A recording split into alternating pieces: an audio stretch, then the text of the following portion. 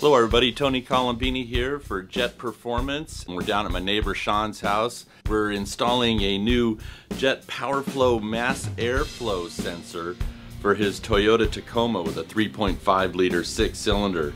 The Jet PowerFlow mass airflow sensor delivers improved horsepower, torque, and mileage by simply replacing the restrictive stock mass air sensor. It's a real simple installation. First thing we do is disconnect the negative battery cable. We unplug the electric system on the stock flow sensor, take out the 2 screws, put in the new part, put in the 2 screws, so it's just a simple Phillips head screwdriver needed, and plug it back in, and it's ready to go.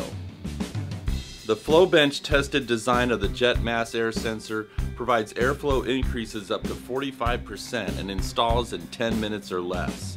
It's compatible with other aftermarket upgrades such as computer upgrades, cold air intakes, TBI spacers, free flow exhaust systems, etc. Alright, thank you for watching, and be sure to check out jetchip.com for all the performance products we offer for your make and vehicle.